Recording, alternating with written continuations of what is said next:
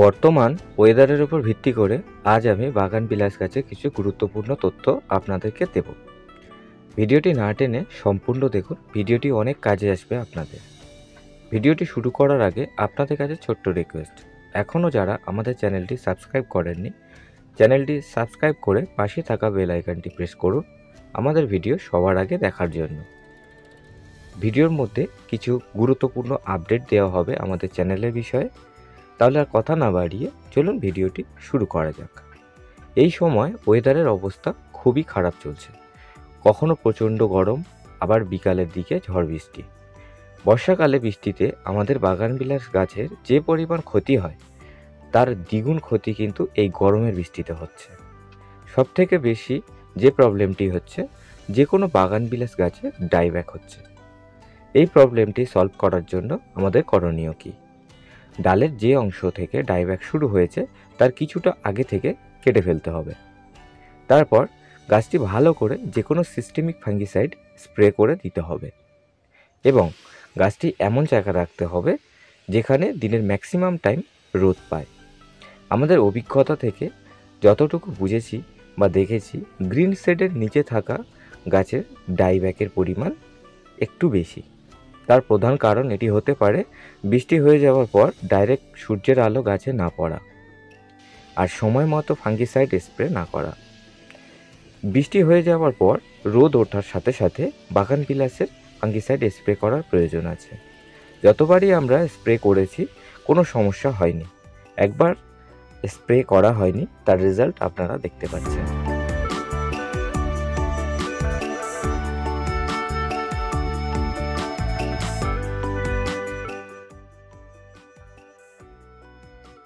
এই গরমে আরও একটি প্রবলেম হয় আমাদের।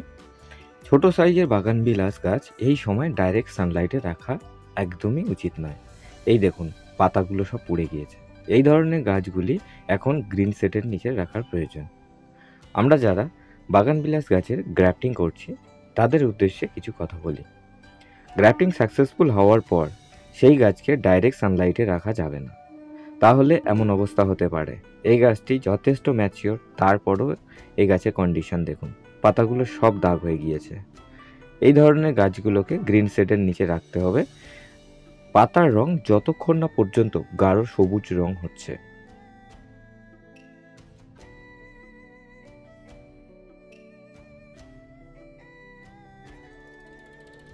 আমরা যারা গ্রাফটিংয়ের গাছ কিনছি তাদের উদ্দেশ্যে কিছু কথা। ঝড় হবার পর বেশিরভাগ সময় দেখা যায় গ্রাফটিংয়ের জায়গা থেকে ছেড়ে গিয়েছে বা অনেক সময় ভেঙে যায়। এই সমস্যাকে খুব ইজিলি সমাধান করা যায়। এর সমাধান জানার আগে আমাদের চ্যানেল বিষয়ে কিছু কথা বলতে চাই, মনোযোগ সহকারে শুনবেন। এর আগে আমরা অ্যানাউন্স করেছিলাম আমাদের চ্যানেল মনিটাইজিং হয়ে যাওয়ার পর আমাদের সাবস্ক্রাইবারদের লিস্ট করে বাগানবিলাস দেওয়া হবে। আমাদের চ্যানেলে মনিটাইজিং হতে আর মাত্র 600 ঘন্টা ওয়াচ টাইম বাকি আছে। আপনারা আমাদের চ্যানেলে যখনই কোনো ভিডিও দেখবেন সম্পূর্ণ দেখুন এবং ওয়াচ টাইম কমপ্লিট করতে সাহায্য করুন। আর আমাদের ভিডিওগুলো আপনার গাছপ্রেমিক বন্ধুদেরকে শেয়ার করুন। এবার বলি গ্রাফটিং গাছ কিভাবে ঝড়ের হাত থেকে রক্ষা করবেন। বেশিরভাগ মানুষ গ্রাফটিং গাছ নেওয়ার পর লক্ষ্য করেন না গ্রাফটিং পেপারটি ডালের ভিতরে কেটে ঢুকে যাচ্ছে। গ্রাফটিং পেপারটি ডালের মধ্যে বসে গেলে একটু জোরে হাওয়া হলে সেখান থেকে ভেঙে যাবে। তাই গ্রাফটিং পেপারটি সময় মতো খুলে ফেলুন এবং সেই জায়গায় ইলেকট্রিক টেপ জড়িয়ে দিন, যেমনটি ভিডিওতে দেখানো হচ্ছে। এই জায়গা থেকে কখনোই আর ভাঙবে না।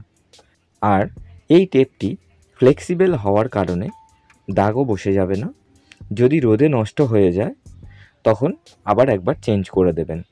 আর এই প্রসেসটি ততক্ষণ পর্যন্ত চলবে যতক্ষণ না সায়নের সঙ্গে রুস্টকের মেজারমেন্ট হচ্ছে। আমাদের নার্সারির অনলাইন অর্ডারের নিয়ম কিছুটা চেঞ্জ করা হয়েছে। আপনি একবারে সর্বোচ্চ 6টি পর্যন্ত গাছ নিতে পারবেন। 6টির বেশি গাছের প্রয়োজন হলে আপনার দ্বিতীয় অর্ডার করতে হবে। আর আপনি এখন থেকে একটি গাছও অনলাইনে অর্ডার নিতে পারবেন। ভিডিওটি শেষ পর্যন্ত দেখার জন্য আপনাকে অসংখ্য ধন্যবাদ। আপনার দিনটি শুভ হোক।